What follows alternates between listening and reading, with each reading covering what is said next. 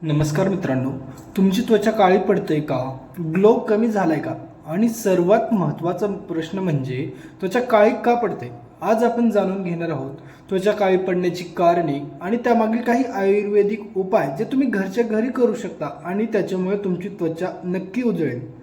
पहिलं, त्वचा काळी का पडते ते जाणून घेऊया. तर पहिलं कारण आहे जास्त सूर्यप्रकाश. आता जास्त सन एक्सपोजर म्हणजे कसं, उन्हामध्ये जास्त गेला.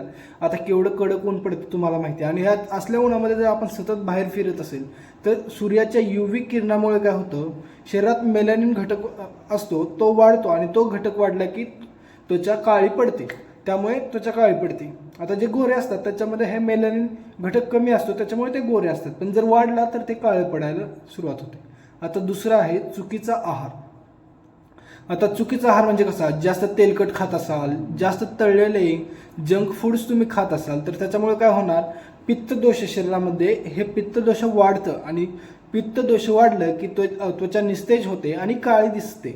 आता तिसरं कारण आहे त्वचा काळी पडण्याचं म्हणजे कमी झोप झाले. त्याच्यामुळे काय होतं, शरीराला रिपेअर होण्यासाठी वेळच मिळत नाही, आणि तो वेळ नाही मिळाल्यामुळे त्वचा काय होते, डल दिसते, आणि परत कशी होते, डार्क बनायला सुरुवात होते. ही झाली अजून कारणे. अजून पुढचं कारण काय आहे, ताण.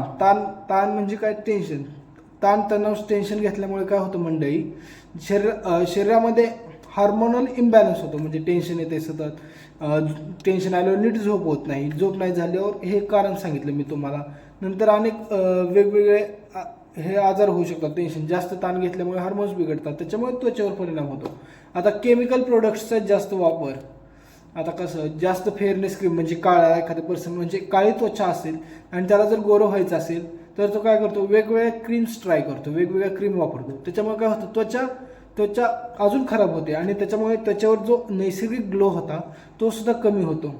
आता सहावं कारण म्हणजे मंडळी, शरीरात डिहायड्रेशन. म्हणजे कसं, त्वचा कोरडी आणि काळी दिसते, कारण कमी पाणी पितो. मग कमी पाणी पिल्यामुळे त्वचा कोरडी आणि काळी दिसते. आता उपाय जाणून घेऊया आपण. तर पहिला उपाय आहे मंडळी, हळद आणि दूध. 1 चमचा हळद घ्यायची, 2 चमचे कोवळं दूध घ्यायचं, शिजवलेलं नाही, कोवळं दूध घ्यायचं, आणि गरम केलेलं नसलं पाहिजे ते दूध. ह्याच्यामुळे काय होतं, ते मिक्स करायचं आणि त्वचेवर लावायचं, त्वचा उजळते. ह्याच्यामुळे पिंपल्स कमी होतात. नंतर अजून दुसरा उपाय आहे, ते सांगण्याआधी जर तुम्ही चॅनलवरती पहिल्यांदा आला असेल तर चॅनलला कृपया सबस्क्राईब करा मंडळी. जर व्हिडिओ आवडला तर व्हिडिओला लाईक करा. आता दुसरा उपाय आहे मध आणि लिंबू. मधामध्ये काय करतं, नैसर्गिक ग्लोला मदत करतं, आणि लिंबू डाग कमी करायला मदत करतं.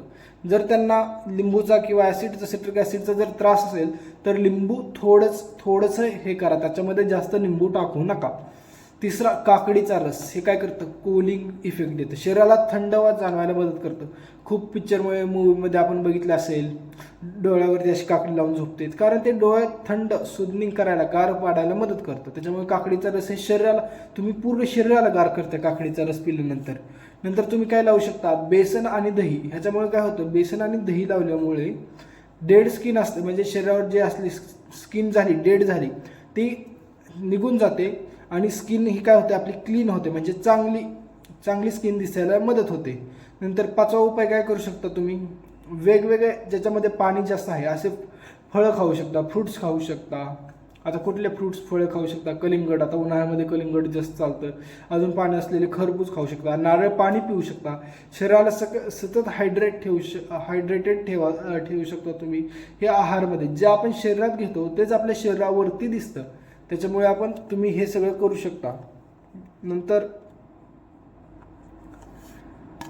नंतर तुम्ही अजून वेगवेगळे उपाय काही करू शकता. गुलाब पाणी पिऊ शकता. गुलाब पाणी पियायचं नाही, गुलाब पाणी करायचं रोज फ्रेश स्किन करायसाठी. धुवायसाठी चेहऱ्यावरती एकदा स्प्रे मारायचा आणि कॉटनने असं स्किन पुसून घ्यायची.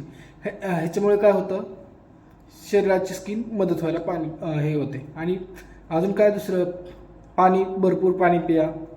आहार काय खाल्ला पाहिजे, फळे भाज्या खा, पालेभाज्या खा.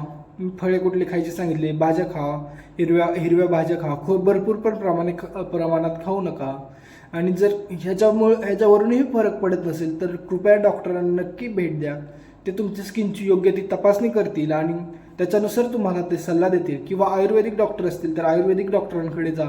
तुम्हाला ते तुमचा दोष बघून तुम्हाला ते एक्झामाइन करतील आणि तुम्हाला ते योग्य ते औषधं किंवा लेप वगैरे देतील त्याच्यामुळे तुमच्या स्किनवरती नक्की परिणाम होईल, चांगली स्किन दिसेल. जर व्हिडिओ आवडला असेल तर व्हिडिओला लाईक करा मंडळी. पहिल्यांदा चॅनलवरती आला असाल तर चॅनलला सबस्क्राईब करा. धन्यवाद.